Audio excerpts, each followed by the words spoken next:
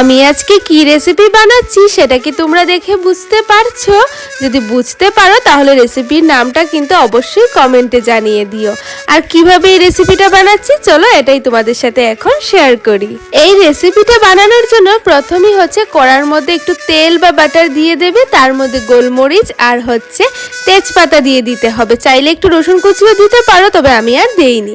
আর তারপর হচ্ছে তার মধ্যে চিকেনগুলা দিয়ে একটু ভাজা ভাজা হয়ে গেলে তার মধ্যে জল দিয়ে দিতে হবে।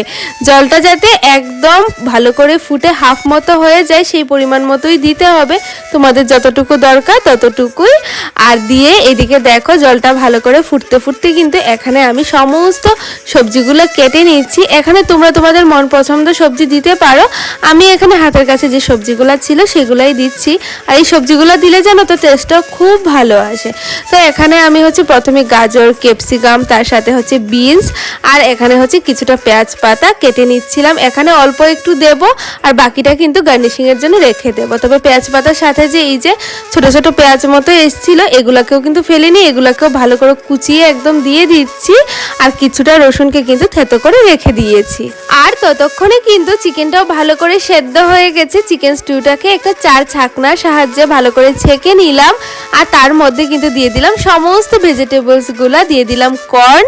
আর এইদিকে চিকেনটাকে কিন্তু ভালো করে হাতের সাহায্যে মেশ করে নিলাম। তোমরা চাইলে কিন্তু কাঁটা চামচের সাহায্যেও মেশ করে এটা দিতে পারো।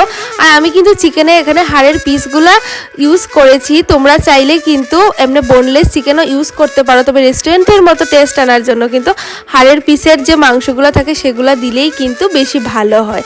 আর তারপর তার মধ্যে দিয়ে দিলাম হচ্ছে কর্নফ্লাওয়ার, দিয়ে দিলাম তার মধ্যে একটু সোয়া সস, আর দিয়ে দিলাম হচ্ছে কিছুটা গোলমরিচের গুঁড়ো, আর অবশ্য কিন্তু একটা ডিমকে ফেটিয়েও দিয়ে দিয়েছি।